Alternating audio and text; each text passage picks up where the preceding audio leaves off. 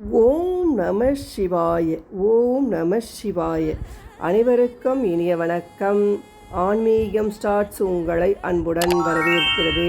பதிவு என்னவென்றால், கடன் தீர சனி மகா பிரதோஷ வழிபாடு. இந்த டிசம்பர் மாதம் 8ஆம் தேதி சனிக்கிழமையோடு சேர்ந்து பிரதோஷமும் வரவிருக்கிறது. சனி பிரதோஷம் என்றால் சிறப்பு வாய்ந்த நாள் என்பது நாம் எல்லோருக்கும் தெரியும். இந்த நாளில் கட்டாயம் சிவன் கோவிலுக்கு சென்று சிவபெருமானை அனைவரும் வழிபாடு செய்ய வேண்டும். இந்த நாளில் சிவன் வழிபாட்டை யாரும் தவற விடாதீர்கள். உங்களுடைய கடன் சுமை குறையவும், குடும்பம் சுபிக்ஷம் பெறவும், செல்வ வளத்தில் உயரவும் அன்றைய தினம் செய்ய வேண்டிய எளிமையான சிவன் வழிபாட்டை பற்றிய தகவல்களை நான் இந்த பதிவின் மூலம் பார்க்க போகிறோம். சனி மகா பிரதோஷ வழிபாடு. பிரதோஷ நேரம் என்பது மாலை 4:30 மணியிலிருந்து 6 மணி வரை. எவ்வளவு வேலை இருந்தாலும் சிவபெருமானுக்காக இந்த நேரத்தில் இருந்து ஒரு 20 நிமிடத்தையாவது ஒதுக்கி கோவிலுக்கு சென்று சிவன் கோவிலில் சிறிது நேரம் அமர்ந்து ஓம் நம சிவாய, ஓம் நம சிவாய என்ற மந்திரத்தை சொல்வது மிக அற்புதமான பலனை கொடுக்கும்.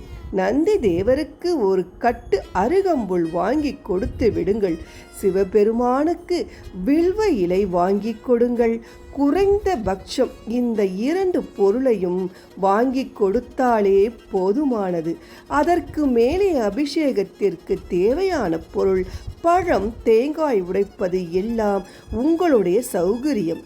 உங்களுடைய நிதி நிலைமையை பொறுத்து வழிபாட்டை மேற்கொள்ளவும். கட்டாயம் கோவிலுக்கு சென்றால் விளக்கு போடும் பழக்கம் இருக்க வேண்டும். இல்லையென்றால் அங்கு இருக்கும் அகண்ட தீபத்தில் நல்ல எண்ணெய் ஊற்றுங்கள். அதுவும் இல்லை என்றால் 1/2 லிட்டர் நல்ல எண்ணெய் வாங்கி கோவிலுக்கு தானம் கொடுங்கள். கடன் சுமையில் இருந்து வெளிவர அன்றைய தினம் சிவபெருமானுக்கு வெண்பொங்கல் நைவேத்தியம் வைக்க வேண்டும். வீட்டிலிருந்தே உங்கள் கையால் வெண்பொங்கல் செய்து கொண்டு போய் சிவபெருமானுக்கு நைவேத்தியமாக வைத்து அர்ச்சனை செய்து அதை கோவிலுக்கு வெளியில் யாசகம் கேட்பவர்களுக்கு தானம் கொடுப்பது மிக மிக சிறப்பு. கோவிலுக்குள் வரும் பக்தர்களுக்கும் இந்த வெண்பொங்கலை நீங்கள் தானமாக கொடுக்கலாம். இருந்தாலும் நல்ல சாப்பாடு சாப்பிட வழியில்லாமல் பசியோடு இருக்கும் யாசகர்களுக்கு இந்த வெண்பொங்கல் தானம் செய்வது சிறப்பு வாய்ந்ததாக சொல்லப்பட்டு உள்ளது. சில கோவில்களில் நாம் செய்து கொண்டு போகும் பிரசாதத்தை கோவிலுக்குள் அனுமதி செய்ய மாட்டார்கள். அப்படி என்றால் ஒரு தொகையை கட்டளையாக குருக்களிடம் பணம் கொடுத்து விடுங்கள். அந்த தொகைக்கு அவர் வெண்பொங்கல் செய்து கோவிலில் பிரசாதமாக விநியோகம் செய்ய உங்களுக்கு உதவி செய்வார்.